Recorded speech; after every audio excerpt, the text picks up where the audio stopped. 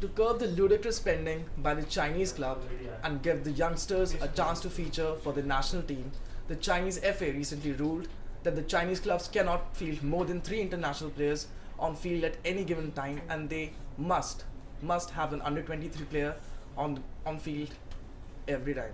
To discuss this thing, we got Ashmitaba. Ashmitaba, your views. Yeah, see, the way Chinese infrastructure is emerging, they are they they are trying to dominate the football world. Okay, they are trying to overcome what EPL, La Liga, and Bundesliga has achieved over the years, and they are spending ludicrous amount of money on players. Like if you see recently, they have spent $61 million on Oscar. Okay, they have Shanghai Shenhua is buying Tevez, and they have reputedly bid it for the most amount, for the greatest amount to have him in the team. So absolutely, they are emerging as one of the greatest Super League uh, Asian countries. Okay, but I don't think that they can match to the expectations of EPL or La Liga, because they have made a name over the years. They have certain kind of reputation. Their cities host certain kind of, they exude certain kind of elegance, beauty, which the Asian countries, even China, cannot provide to the players. And to be frank, Xi Jinping, who is the president, is a great Manchester United and Wayne Rooney fan, and he has reportedly uh, said that he is ready to pay £1 million every week for Wayne Rooney to come. But then also, I don't think these players should immediately rush for the money. They shouldn't be looking for the money. Instead, they should be looking for the fame they can gain through the game. For that, they should need to stay in EPL. What do you think about the ruling that the number of international players have been reduced to 3, so that the Chinese youngsters get a chance to grow as players, and the whole Chinese football system develops and they feature in the forthcoming World Cup? What do you think? Should India take a look at that and maybe reduce the number of international players that play in the domestic league in India, like for in ISL or I League for that matter? See, the what Chinese are doing is definitely they're like, this is a good decision on their part. Okay, restricting foreign players to 3 so that their own players can emerge, but that cannot happen in ISL. ISL is a medium which has emerged over the 3-4 years, which is only attracting the population now. Right now, it's still in the developing part. Okay, we don't have that infrastructure to nurture players like the Chinese have done. Okay, that they have certain kind of technical superiority over us. Like if you look through coaches, stadiums, the entire management of football, they have established over the years, we haven't reached that position. The players we buy are overaged, okay, completely, and they only attract the population, they only attract the football as a game.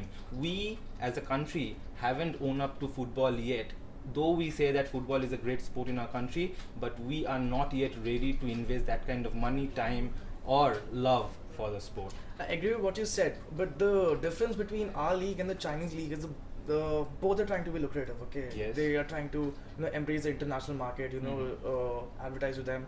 But the thing is, Chinese have managed to get the superstars, Yes. while we are getting players in the yesteryears like Del Piero Yes. or Florent Malouda, Yes. and which I feel, in fact, they just eat up space in the team and don't really offer anything new. Do you feel the same? I mean, Absolutely, I feel the same. Look at Maluda. Like when he came, he was already like his sheen was gone. Like his prime years of football was already gone. Look at Maluda. Look at Del Piero. Look at Trezeguet. Okay, all these players which have come to ISL, they have come for, like, because they have no chance in any other leagues. They have come to ISL as a retirement as a home. retirement role. Okay, and to be frank, look at Shanghai Shenhua. They have just bought Jackson Martinez for £31 million. We don't have that kind of money to spend on players. Like, do you think the ISL management can spend £1 million every week on Wayne Rooney? We don't have that kind of money. We don't have that kind of influence over the sport. We haven't been able to influence our own population to love for the sport, to be there, to encourage youngsters. I mean, to say that we don't have that kind of money, I would disagree, because most of the teams are either bought by the Reliance Hmm. or their subsidiaries. So they have the money, but they have some kind of caps. Okay, the maximum a team can spend is 20 crores. So if that Yeah. is, they get rid of that, maybe they could spend. Do you think something like this could happen in India?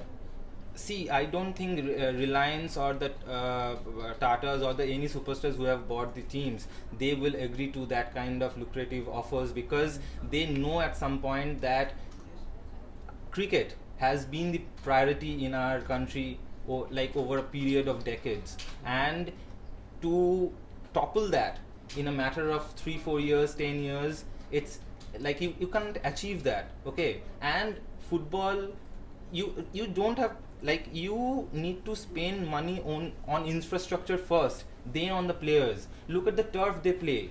Okay, look at the whole management there is set up for the ISL, and look at the setup they have for the Chinese Super League. The president himself is very interested in the sport. Like, as you said, the president himself is very interested in the sport. Even like Prime Minister Narendra Modi in his Mhm. Man Ki Baat speech, he said that he fully supports the Under 17 World Cup, which is going to come up in 2017 this year. Yes. So like, he also has his, maybe like it's a long shot, but it's a dream to see Indian football rise and maybe play one day in the World Cup. So what happens in China is, to please the president, the businessmen and everyone, they kowtow, and just to please him and to get, I don't know, subsidies and stuff. They are spending ludicrous money. And Yes. do you think something like that, something along that model could happen here? Just Ambanis and the Tatas and Adanis, just to please. See, I don't think you need to spend money in a 1 billion over like a population which is over 1 billion in a country. If you tell me that we lack talent, I won't agree to that. We have the talent, we need to nurture it. We need to bring young players from a very tender age. We need to give them that kind of training, that kind of infrastructure to make them blossom in the sport, which is completely absent in our country. Okay, if you look at Chinese gymnastics, if you look at any other sport, even if you look at football, they are bringing in players who are of 5 6 years old, and they are pushed in the training camps. They are made to work hard day and night, and it is completely taken care by the government itself. Like Narendra Modi himself says that he wants to uplift the under 17 football team, but just by saying that, it doesn't make it happen. You need to create a management. You need to create a team of players, actually players who are passionate about the sport. Like if you look at ISL, okay, how many players are there involved in the management level? Tell me. Like, if you look the people who has bought ISL, they are all superstars. They only think about money, stardom, and the fame. You need to love the sport itself. You need to spend time with the players. You need to give them that opportunity to mingle with the foreign players. We need to bring a retinue of foreign players from the other countries, from the European countries, and make them practice. Or you need to take these players to the foreign countries and make them practice and make them go through that kind of training to achieve that kind of performance. That was really valuable insights. Thank you so much.